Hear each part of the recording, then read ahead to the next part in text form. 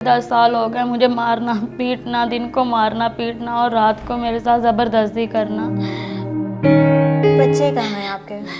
बच्चे मेरे 2 वो ले गया मुझसे छीन के और 2 मेरे पास। हौसला करो वानिया, हौसला। ससुर आया वो भी मुझे धमका के गया है, उसने पहले भी कत्ल की हुए है। उसने कहा है कि अगर इससे ये तुम्हें नहीं मारेगा, तुम इसके साथ नहीं रहोगी तो मैं तुम्हें मार दूंगा। बस बस बस। उसका चाचू वकील है, उसका बाप कातली है, वो सब इतनी बड़ी फैमिली है, हम उनके सामने कुछ नहीं कर सकते। पुलिस का आसरा है लेकिन पुलिस भी कुछ नहीं कर रही। मैं सिर्फ ये चाहती हूँ कि मैं इस शहर लाहौर में आई हूँ, मरियम नवाज साहबा के शहर में आई हूँ, मेरी मदद की जाए, मुझे इंसाफ दिया जाए।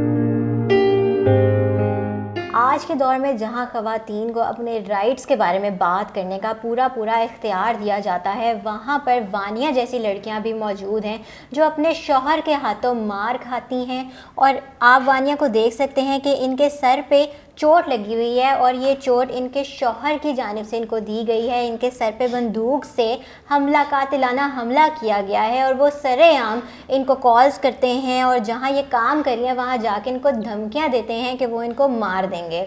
वानिया की शादी को तकरीबन 10 साल हो चुके हैं। इस 10 साल के दौरानिए में वानिया को इनका शौहर कई मरतबा तलाक भी दे चुका है, लेकिन उस दी गई तलाक को वो आज तक नहीं मानता कि उसने वानिया को तलाक दी है। दिन में तलाक देता है, रात को ज़बरदस्ती वानिया को उठा के अपने घर ले जाता है, इस पे जुल्म करता है, इस पे तशद्दुद करता है। अस्सलाम वालेकुम वानिया, कैसी हैं आप? वानिया मुझे बताएं कि एक बंदा इतना आप पे जुल्म कर रहा है, इतना तशद्दुद कर रहा है, पुलिस के पास क्यों नहीं गई आप? मैं पुलिस के पास अब भी गई हूँ, मैंने तलाक लिया। यहाँ से आके मैं साहिवाल में शादी होकर गई थी। वो शुरू से 10 साल हो गए मुझे मारना पीटना, दिन को मारना पीटना और रात को मेरे साथ ज़बरदस्ती करना। मेरे पास कोई रास्ता नहीं था वहाँ पे। फिर उसने इतना मारा पीटा और मुझे बच्चे दे के मेरी अम्मी के घर भेज दिया। मैं अम्मी को लेके यहाँ लाहौर आ गई थी। कितने बच्चे हैं आपके? मेरे चार बच्चे हैं मेरे।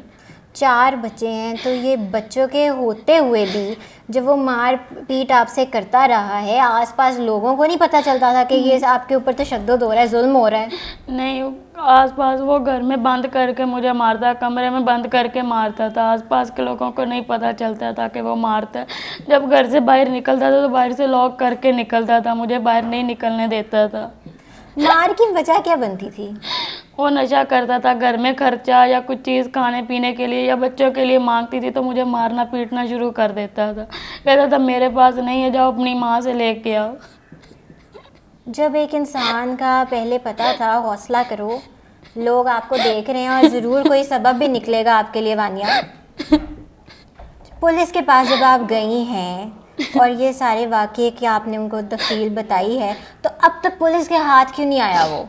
ये मुझे नहीं पता। मैंने पुलिस को कॉलें भी किया, अभी भी वो खुलेआम धमकियां दे रहा है हमें कि मैं मार के तुम्हें फिर पुलिस के पास पुलिस कॉर्पोरेट कर रही है आपके साथ?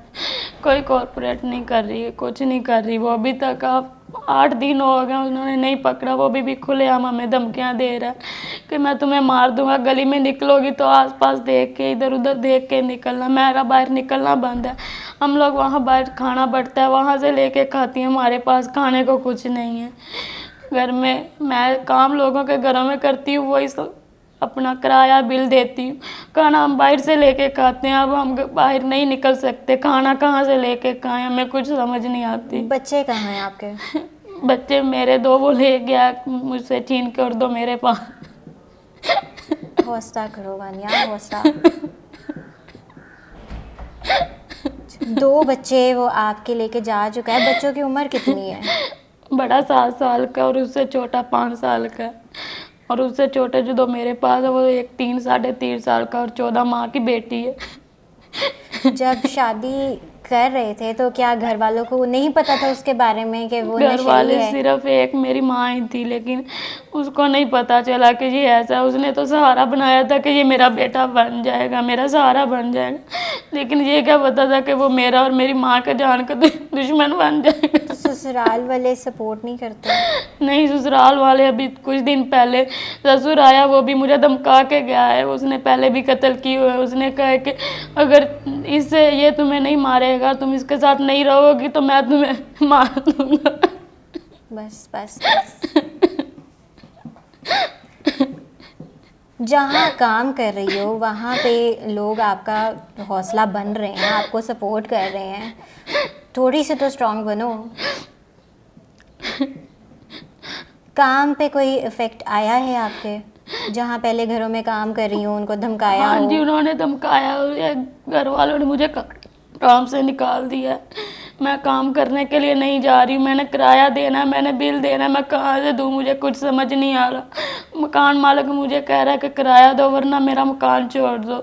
मैं किराया कहाँ से दूँ, कहाँ जाऊँ? वो भी मुझे निकाल देगा। मैं बाहर सड़क पे आ जाऊँगी, फिर उसको ज़्यादा वो मुझे सड़क पे मार देगा। फिर पुलिस वाले क्या करेंगे?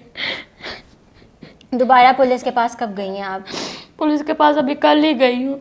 उन्होंने कहा कि हम पकड़ते हैं, लेकिन वो नहीं पकड़ रहे। वो आगे से कह रहे कि उसका नंबर बंद जा रहा है, लेकिन नंबर उसका ऑन है।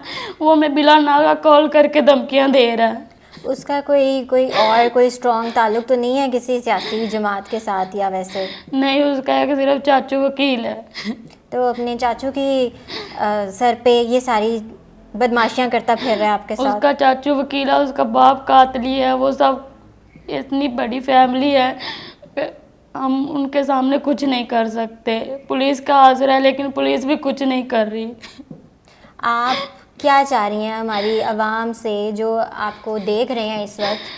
किस किस्म की मदद चाह रही हैं आप उनसे? मैं सिर्फ ये चाहती हूँ कि मैं इस शहर लाहौर में आई हूँ, मरियम नवाज साहबा के शहर में आई हूँ। मेरी मदद की जाए, मुझे इंसाफ दिया जाए।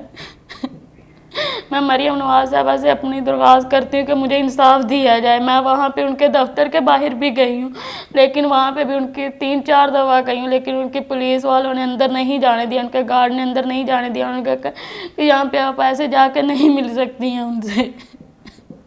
वानिया, हौसला करें। हम उम्मीद करते हैं कि हमारे चैनल के थ्रू जो लोग आपको देख रहे हैं और हमारी बात अगर जो हमारे पॉलिटिशियंस हैं, जो हमारे पुलिस अफसरान हैं, उन तक पहुंच रही है तो वो ज़रूर आपके जो शौहर, जो अब तो आपके शौहर नहीं रहे क्योंकि वो आपको तलाक बहुत दफ़ा दे चुके हैं और आप पे अब तक जुल्म कर रहे हैं, अब तक आपको तशद्दुद का निशाना बना रहे हैं और आपको जिस तरह उन्होंने आप पे कातिलाना हमला किया है। हमें ये भी पता चला है कि जब आप एक्सपेक्ट कर रही थी, आप प्रेग्नेंट थी, उन्होंने तब भी ये बात मालूम होने के बावजूद भी आपको मारा पीटा और बच्चे का भी ख्याल नहीं किया। नहीं, उसने कोई ख्याल नहीं किया।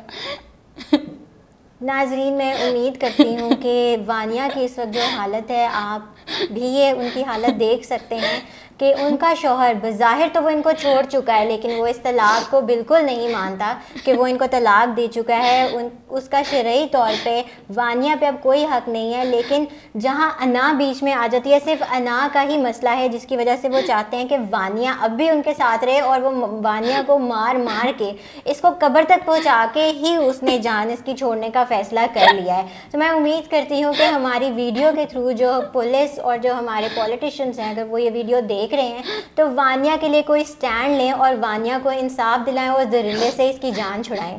मज़ीद वीडियोस के लिए देखते रहिए दस्तक टीवी।